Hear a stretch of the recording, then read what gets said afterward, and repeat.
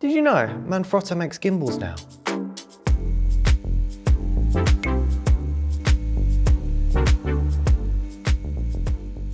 Hey, I'm Rob, welcome back to Photobyte.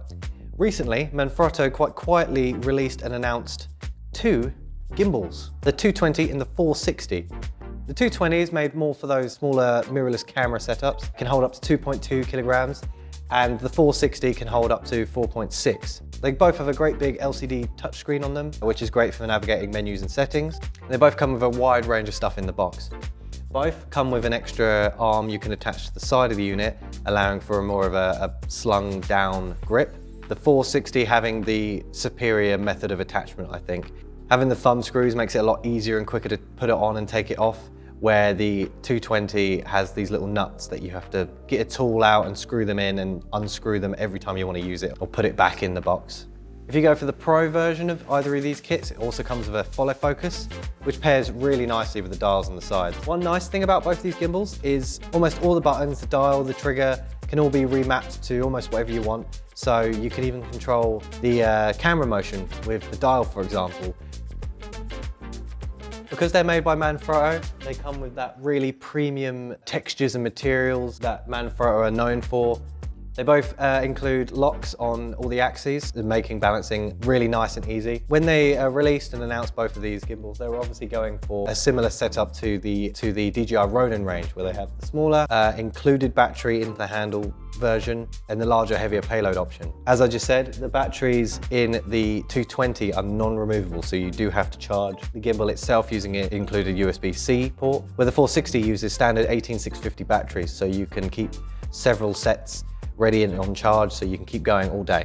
Both gimbals have a great selection of ports around the camera attachment area for connecting the camera, connecting follow focus or powering any other devices. And of course, it being Manfrotto means the way your camera attaches to the plate are both quick release. The 460 has an Arca Swiss quick release attachment, which is really nice.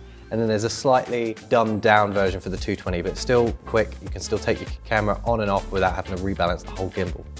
Now, there's two optional accessories you can get for either of these. The Gimboom seems really interesting. It's a boom arm for gimbals. The Gimboom supports over 6 kilograms of weight, can extend 20 inches. So it's a little bit wider and a little bit more heavy duty, as it's made specifically for gimbal use, which allows you to get those drone-like shots with the gimbal up really high, nice and smooth. Which can be very useful, say, if you don't have permits to fly a drone in that area, or you're near an airport or something and you're just not allowed to fly a drone. And there's also an optional wireless controller grip, which is pretty much all the controls you have on the gimbal in a little wireless module. So you can have someone pulling focus for you while you're just focusing on getting the motion. Or they could even control one or several of the axes of the gimbal to make sure that you're always level with your subject and you don't lose framing. You can control all your camera features on the gimbal itself, such as ISO and shutter speed. You can record and everything using one of the included cables, which is really nice. Standard kind of stuff for these kind of gimbals. They both have the standard pan, follow modes, tilt, roll. They can shoot both portrait as well, so if you're an Instagram stories kind of person, it's perfect for that kind of thing. And of course, the fan favorite Inception spin modes. There's more differences than you might think there would be between two products in pretty much the exact same range. Buttons are different, and the 220 has USB-C for camera control when the 460 has USB-A.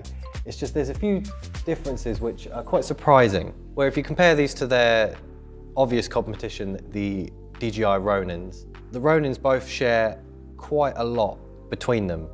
They both have their selling points, obviously. One is the collapsible smaller design, and the bigger one is like fully carbon fiber. But the differences kind of end there. It's not a bad thing, it's just a little strange, because obviously if you own one, you're probably not going to pick up the other. Overall, the gimbals perform just as you would expect. Pretty easy to balance, especially with those locking nuts, and the battery life seems to be as advertised. Overall, I think these gimbals are a weird one. They feel and look really premium, but when you use them, they're a little bit, you can definitely feel the difference between these and a slightly more premium gimbal like the Ronins. One thing being, once all the axes are locked, you normally would have a completely rigid system. There's just a little give and a little wobble in all the axes on this. It just doesn't give you that 100% confidence that you would like having your camera sat on the side. The handle attachment for the 220 feels almost like a little bit of an afterthought, having to attach bolts with a screwdriver every time you want to attach and detach it. Seems a little bit counterintuitive to me. The thumb screw version on the 460 is a way better idea. But for close to half the price of the Ronins, I think you're getting some pretty good gimbals for that price.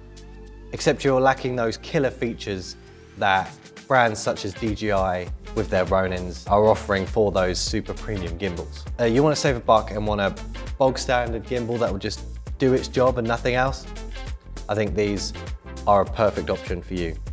Although the accessories that they're offering for these gimbals, such as the Gimboom, look to be quite a universal product. So like if you've already got a gimbal, the Gimboom could be quite useful for running a Zhiyun Crane 2S or something. It would completely fit and work with those as well. They're definitely thinking about the accessories and that side of gimbal usage a lot.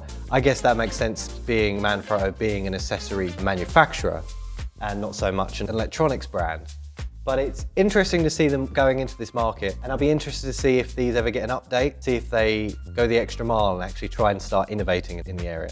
Overall, pretty boring, pretty standard, but nice and premium nonetheless. Thank you very much for watching. Let me know your thoughts on the gimbals down below. If you would buy them, if you think, I really want to buy a gimbal, but the Ronins, it's so expensive, and you've seen these pop up, let me know if you've thought of picking one of these up. In the comments below. Don't forget to like, comment, subscribe and share it. And if you want to keep up to date with all our videos, hit the bell as well, and that will keep you notified whenever a video goes live. I've been Rob, this has been PhotoBite. I'll see you next time. Bye.